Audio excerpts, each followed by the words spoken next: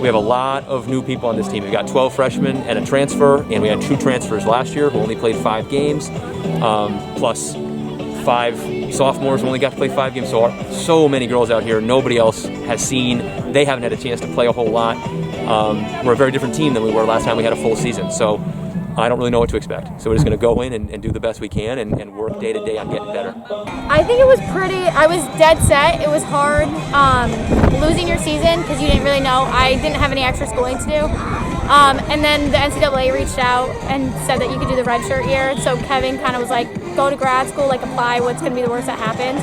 And then I applied, and once I got in, I was like, I'm 100%, I wanted to come back and play with this team because I love this sport and I love these girls. So that was like kind of almost a no-brainer for me. We have just a great work ethic. Just athletically, our fitness testing is way better, top to bottom, than it's been in the past. A lot of the freshmen are leading that.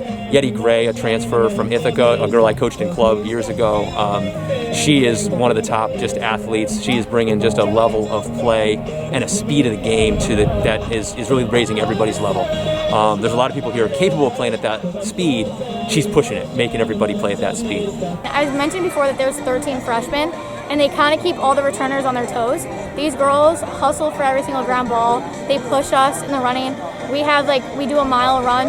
Almost all of these freshmen are the top placers for all of them, so they really kind of keep the returners on their toes, and I love it. It's great extra competition to do. Getting off on the right track, supporting my teammates, and hopefully scoring some goals for myself, scoring some goals for some other girls, and getting a few wins under our belt this year.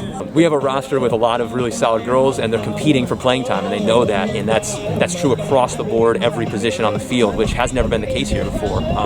There's weren't enough girls on the roster, and I've said since I got here as a volunteer assistant coach 5 years ago, we don't need necessarily a whole lot more better players. We just need more players. We just didn't have enough to play a full 60-minute game. So the biggest thing that the freshmen are giving us right now is just the ability to go play in the game and give people breaks and make an impact themselves, so we can play a full 60-minute lacrosse game at the high level we need to compete in the NE10. It's definitely an adjustment. Myself, I didn't play in fall ball. I was recovering from surgery, so I'm just getting into playing with the freshmen now. So it's definitely learning their abilities, figuring out their abilities, and exposing them as best I can. But I also kind of practice every day knowing that it could be a last, because last year it was and I didn't know it.